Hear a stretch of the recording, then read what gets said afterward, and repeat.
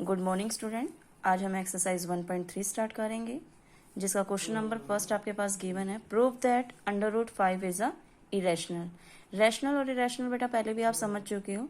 Under root 5 हमें पता है ये इरेशनल नंबर है, पर आपको यहाँ पर अब प्रूव करके दिखाना है। तो प्रूव करने का जो तरीका है उसको करना हमें यहाँ पर। वैसे आपके एक्सरसाइज में एग्जाम्पल नंबर 9 है जो आपको इसकी हेल्प करेगा, फिर भी मैं आपको अपने मेथड के अकॉर्डिंग बता रही हूँ, आप ध्यान से समझें। सबसे पहले हमें क्या करना है, इसको इरेशनल नंबर प्रूव करके दिखाना है। तो हम इसको अपोजिट लेट करते हैं। हम यहाँ लेट करेंगे, let under root 5 is rational.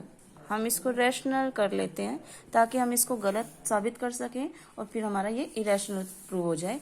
तो under root 5 is a rational. आपको दिखाना है जब ये रैशनल नंबर है तो इसे पी बाई क्यू के फॉर्म में लिखा जा सकता है। तो अंडर रूट 5 को हमने यहाँ पर ए अपॉन बी की फॉर्म में लिख दिया, क्योंकि हमें पता है ये this is a rational number. अब ये रैशनल नंबर है और इसके साथ में आपको यहाँ दिखाना है ए बी जो है वो को प्राइम है एंड इंटीजर है, और जो b है वो नॉट इक्वल टू क्या है, 0। ये आपको दिखाना पड़ेगा कि ये a भी जो है वो को प्राइम भी है और इंटीजर भी है और b नॉट इक्वल टू 0 है। अब मेरे पास ये स्टेटमेंट आई थी, तो यहाँ पर हमारे पास क्या था कि इफ अंडर रूट 5 जो है a अपॉन b है, तो b को हम इस तरफ लेकर जाते हैं। तो यहाँ क्या हो जाएगा, अंडर रूट 5b, क्योंकि ये डिवाइड में उधर जाके मल्टीप्लाई हो जाएगा, इक्वल टू क्या है a।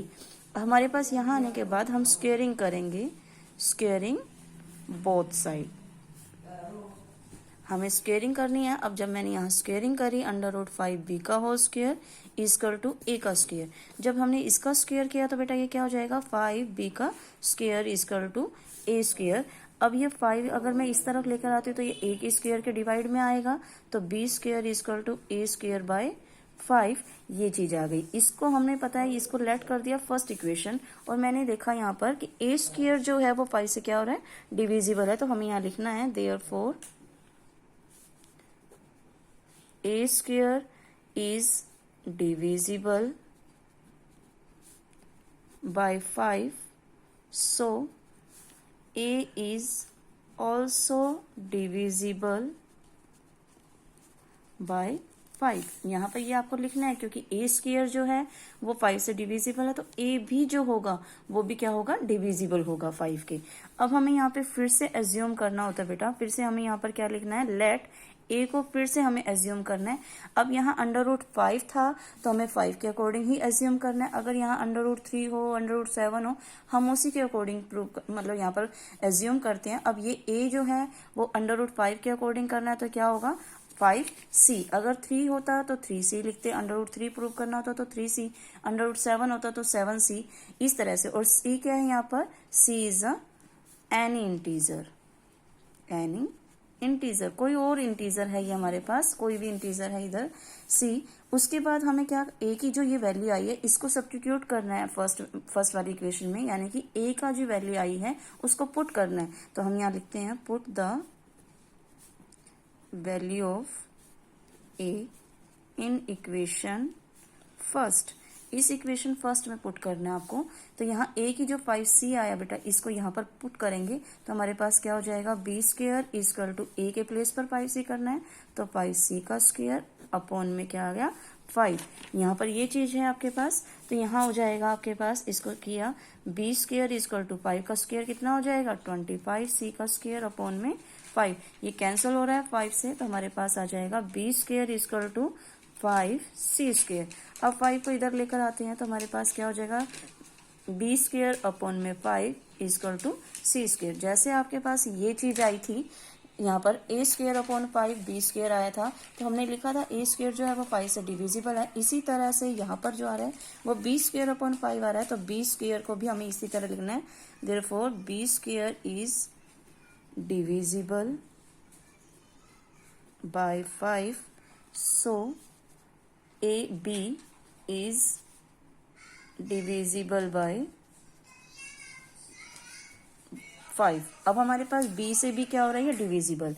ये हमारे पास सेकंड, इसको क्या लेट करेंगे हम, सेकंड। फर्स्ट और सेकंड जब हमारे पास आ गया तो हम यहाँ लिखेंगे बाय फर्स्ट एंड सेकंड। दोनों को जब हमने देखा a and b having common factor 5, दोनों का कॉमन फैक्टर क्या आ रहा है 5, यहाँ लिखा जाएगा आपके पास आगे। यहाँ पर जब हमारे पास 5 का कॉमन फैक्टर आ गया, this contradiction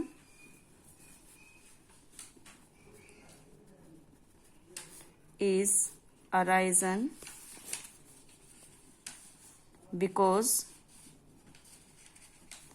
of our incorrect assumption.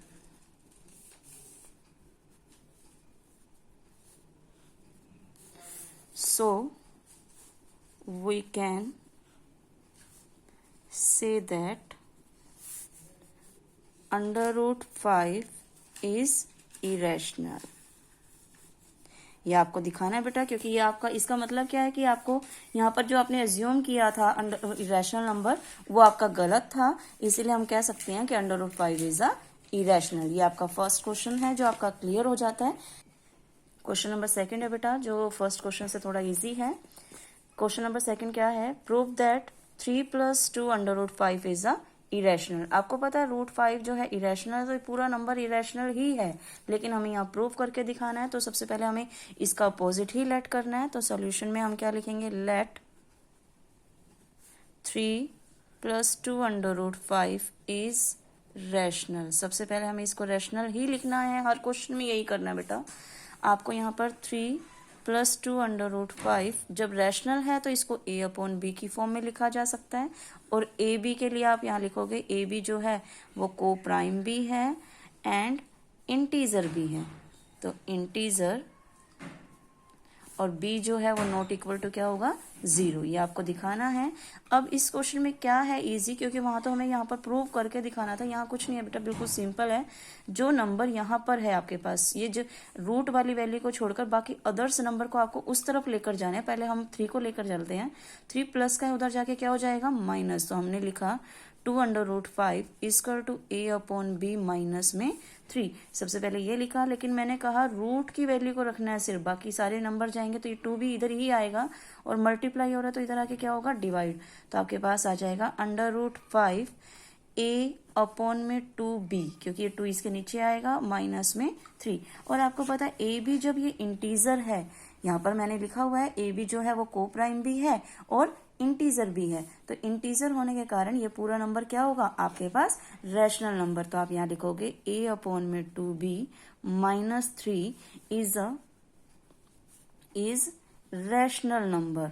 ये रैशनल नंबर, क्योंकि ए बी इंटीजर है तो ये रैशनल नंबर, और ये इसके इक्वल है। अब ये वाला नंबर इसके इक्वल है, तो इसके अकॉर्डिंग तो ये रैशनल है, तो ये भी रैशनल होना चाहिए। सो आप यहाँ लिखोगे रैशनल है, तो सो अंडर रूट 5 भी क्या आ जाएगा, अंडर रूट 5 इज रैशनल, कि ये भी आपके पास क्या आ गया, रैशनल। क्योंकि हमें ये तो गलत साबित करना है इसको, इसलिए हमने यहाँ लिखा under root 5 is a rational. फिर आगे लिखना है, but we know that under root 5 is irrational. Under root 5 क्या है आपके पास, इरेशनल, ये आप जानते हो। फिर लिखना है आपको, therefore our assumption is wrong। आपने जो एज्यूम किया था वो आपने रॉन्ग किया। Through which under root 5 is coming rational number. यहाँ लिखना है, so we conclude that 3 + 2 under root 5 is irrational. ये क्वेश्चन इतना ही है बेटा। आपको ये दोनों क्वेश्चन ध्यान से करने हैं, और पेपर में इनमें से एक क्वेश्चन पक्का मिलता है, फाइनल पेपर में जरूर आता है। आपको ध्यान से समझने हैं। अगर कोई डाउट आएगा तो मैं क्लास में एक बार दोबारा से रिवाइज जरूर कराऊंगी।